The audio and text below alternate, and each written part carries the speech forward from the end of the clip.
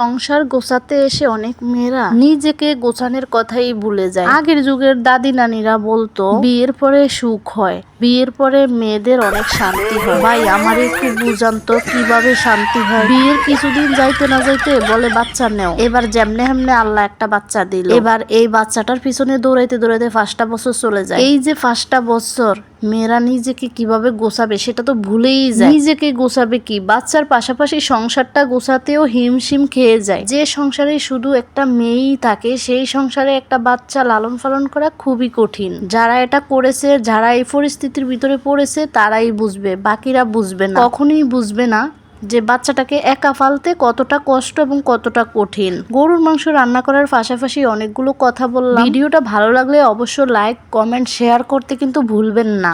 আর আমার ভিডিওগুলো কেমন হয় অবশ্যই কমেন্ট করতে ভুলো না। আজকের ভিডিওটা কিন্তু পুরোপুরি অন্যরকম একটা ভিডিও। গরুর মাংস রান্না করতে করতে কথাগুলো বললাম, শুনে যাবেন।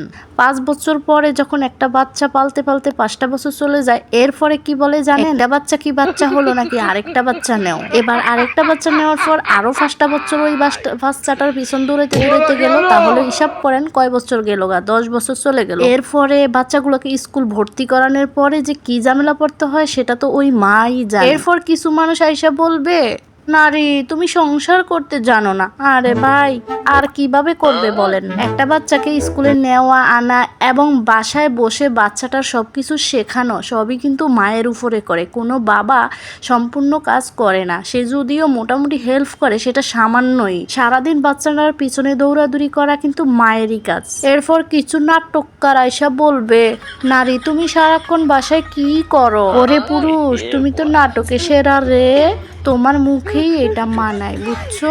নারীর জায়গায় একদিন এসে ঘরে কাজ করে বাচ্চা সামলিয়ে দেখো কতটা কঠিন। হয়েছে কি ভাই, যে যেইটা করে তার জন্য সেটাই কঠিন। ঠিক আছে, আমরা বলি পুরুষের কাজ সহজ, পুরুষ বলে নারীর কাজ সহজ। আসলে কোনটা থেকে কোনোটা কম না। তবে কিছু কিছু পুরুষ নারীকে দেখিয়ে দেয় সারাদিন কি করছো, সারাদিন কি করছো।